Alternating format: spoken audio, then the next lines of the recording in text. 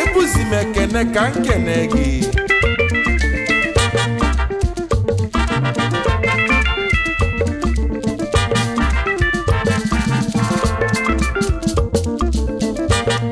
Makifi na-emelu wisi nwanne Erika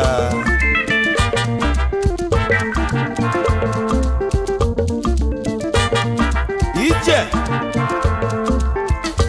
Ngwa gbado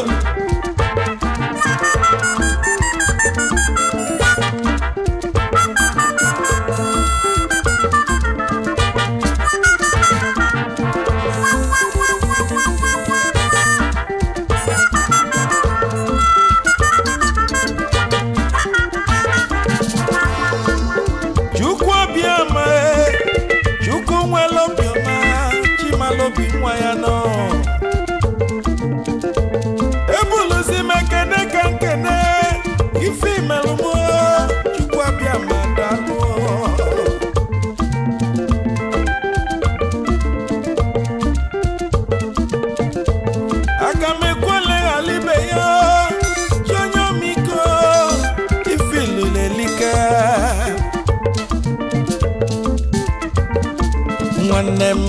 Chukwu echetago m ndị oyimo Chukwu echetago m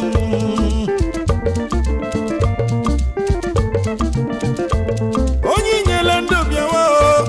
onye nyele ego pụtawa no onye gọzili pụta ka anyị kene Olisa keligwe n'ụwa n'ifeọma na-eme Chukwu echetago m Chukwu kelu wodogwu Chukwu echetago m Chukwu m'Igbo niile Chukwu echetago m Chukwu obiọma bịa kene Chukwu echetago m ifi na-eme n'ọkanịla kanịọ Chukwu echetago m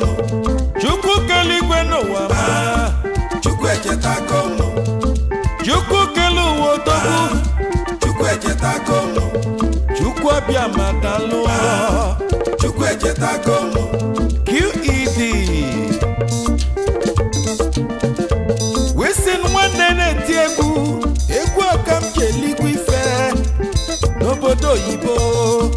Chukwu echetago m nke onye na-eme ya jisi ike ị na-eme mma ma ị na-eme njọ Chukwu mazili ife niile kemgbe bidolu tiwe egwu highlife